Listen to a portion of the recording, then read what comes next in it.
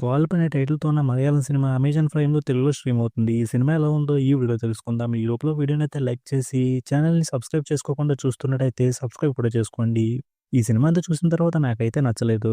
ఇప్పటికే మనం చాలా సార్లు చూసినట్టుగా అనిపించే లవ్ స్టోరీని తీసుకొని, ఆ స్టోరీని బ్యాక్ డ్రాప్ మార్చి చూపిస్తే హిట్ అయిపోద్దనుకుని తీసినట్టు ఉంటది ఈ సినిమా. కానీ అదైతే వర్కౌట్ అవ్వలేదు. ఈ సినిమా స్టార్ట్ అవ్వడమే ప్రాపర్‌గా స్టార్ట్ అయినట్టు అనిపించదు.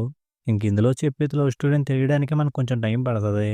పోనీ తెలిసాకైనా లవ్ ట్రాక్ ఇంట్రెస్టింగ్‌గా ముందుకెళ్ళిందా అంటే అది లేదు. రెగ్యులర్‌గా వచ్చే సీన్సే వస్తూ ఉంటాయి. వాళ్ళిద్దరూ సిన్సియర్‌గా లవ్‌లో పడ్డారు అనే ఫీలింగ్ అయితే రాలేదు. ఇంక వీళ్ళ లవ్ స్టోరీకొచ్చే ప్రాబ్లమ్ ఏంటనే విషయం చాలా సేపటి వరకు తెలీదు. ఈ లోపల సినిమాని ఈ పాయింట్‌తో ముందుకు తీసుకెళ్తారా? ఆ పాయింట్‌తో ముందుకు తీసుకెళ్తారా?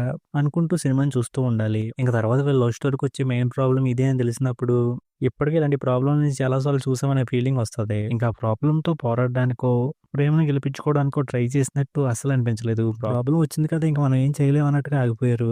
ఇక సినిమాకి ఎండింగ్ అయిపోయింది అనే ఫీలింగ్ వచ్చాక కూడా సినిమాని అరగంట వరకు ముందుకు తీసుకెళ్లారు. ఆ సీన్స్ అన్ని చూడడానికి చాలా కష్టంగా అనిపించింది. ఇక సినిమాలో సాంగ్స్ అయితే తెలుగులో వినడానికి చాలా కష్టంగా అనిపించాయి.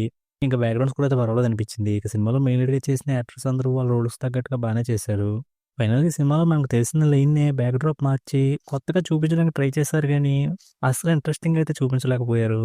దానివల్ల నాకు ఈ సినిమా అయితే నచ్చలేదు. ఇక ఈ సినిమాకి నేనిస్తున్న రేటింగ్ అయితే 1.5 ఔట్ ఆఫ్ 5.